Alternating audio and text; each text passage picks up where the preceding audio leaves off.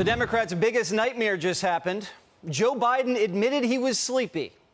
While in Vietnam, a reporter asked about the Chinese leader whose country bribed the Bidens millions, and the president said, "I'm going to bed." He may have a game plan. He just hasn't shared it with me. But I tell you what, I don't know about you, but I'm going to go to bed. The only thing worse Joe Biden could have said than "I'm going to bed" was, "I'm the big guy." Biden just confirmed the country's doubts. He's not up for the job. It was clear the moment he took the stage in Vietnam that Biden was gassed, and the White House staff pulled the plug mid-sentence. It wasn't confrontational at all. He came with many Thank you, everybody. This ends the press conference. Thanks, everyone. Thank you. That moment symbolizes the late stages of the Biden presidency. And I do mean late stages. We are now in a stage where the president can no longer handle ceremonial duties. We'll explain the consequences of this momentarily. Today, Joe Biden became the first president to not attend a 9/11 memorial in either New York, Washington, or Shanksville. Joe Biden commemorated 9/11 from an airstrip in Alaska. The president used a refueling layover to honor this solemn day. 9/11 is a day that we never forget, but the president's already forgotten. And the White House says 9/11, it's time to move on. When I asked a White House official why it is that President Biden was here and missing the 9/11 commemorations at the attack sites, the analogy that I was given is that 22 years after Pearl Harbor, U.S. presidents were not still going to visit Hawaii. This was not an oversight. Joe Biden thinks he spent enough time visiting 9/11 memorials. And today, on the anniversary of the deadliest attack in American history, began his half-hearted event with a joke. Governor and I have something in common. We're both from Scranton, Pennsylvania. I wish I had him playing in my high school ball club when I was playing, but I could have been an All-American. 9/11 is a national funeral service. We don't joke.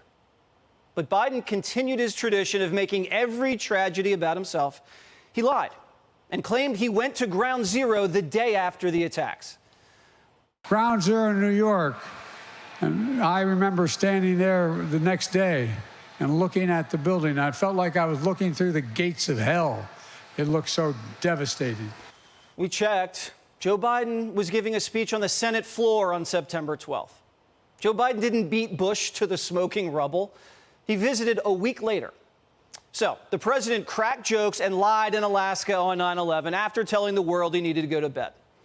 To be fair, there are few presidents who have suffered such personal tragedy as Joe Biden. Losing a wife and daughter in a deadly car wreck, losing a son to cancer, nearly losing another son to addiction. Joe Biden knows pain. But when it comes to feeling other people's pain, he's numb. If our leader is so willing to not show up to the memorial services, it's showing the message that Americans have forgotten and that it's okay to forget.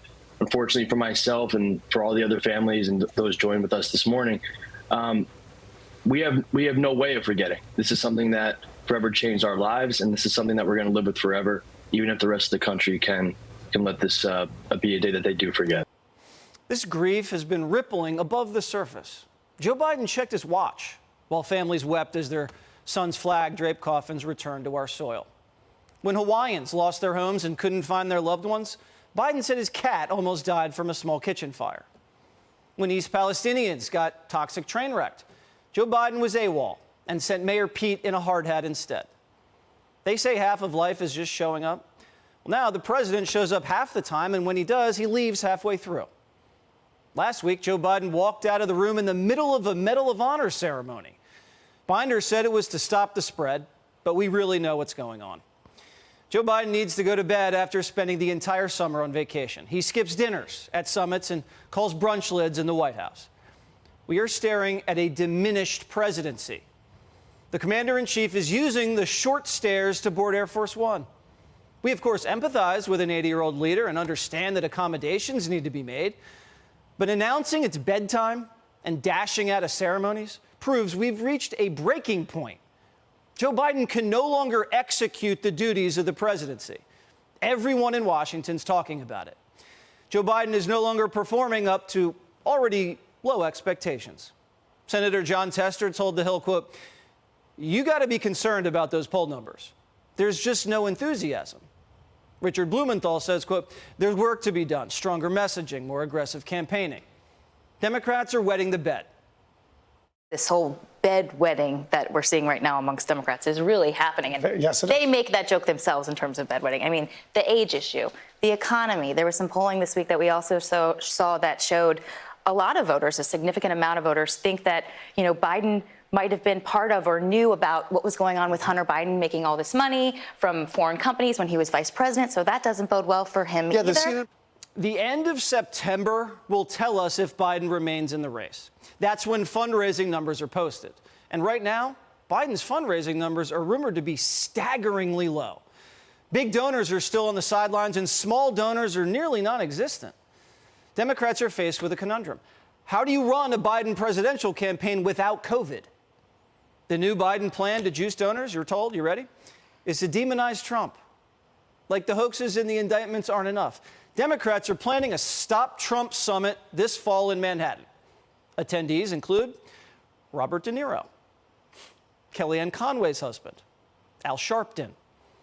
Surely this sends a chill down Trump's spine. Here's the former president cowering in the corner at the Iowa State game.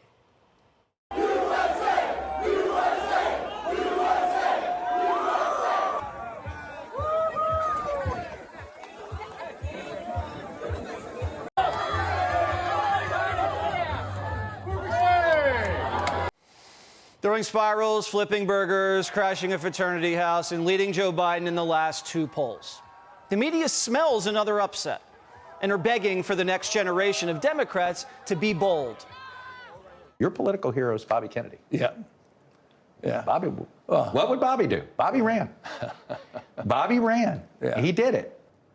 If you're going to go bold, sometimes you go when everybody tells you not to go. Yeah, I haven't plotted this out. I know I'm you not this haven't. Machiavellian.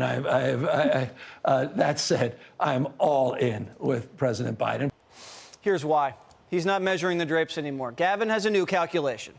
If Biden runs and wins, he was a good soldier and waited his turn. If Biden runs and loses, the Democrats will be pleading for him to run in 2028, since Trump's limited to just one term. And if Biden drops out, catapulting over the first black female VP will divide the party, so Newsom's laying in wait. Why should Gavin Newsom run into a burning house? Are you taking the threat of a second Trump presidency seriously enough? I don't understand the question. That was a layup. She can't even hit it.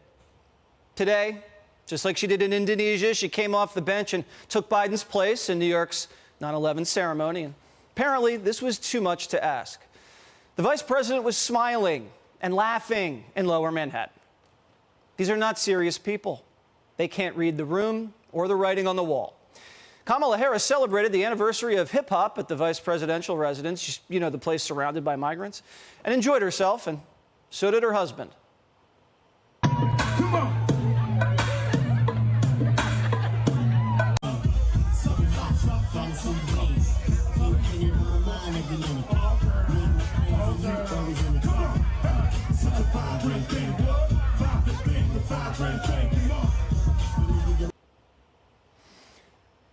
The Queen's dancing while the King goes to bed. You deserve better than this. And you have a chance to do something about it next year. So on this day, never forget, and try to reclaim the unity and patriotism and sense of service that the country experienced in the weeks after that tragic day. And use that emotion to light your way forward to a better America. Hey, Sean Hannity here. Hey, click here to subscribe to Fox News YouTube page and catch our hottest interviews and most compelling analysis. You will not get it anywhere else.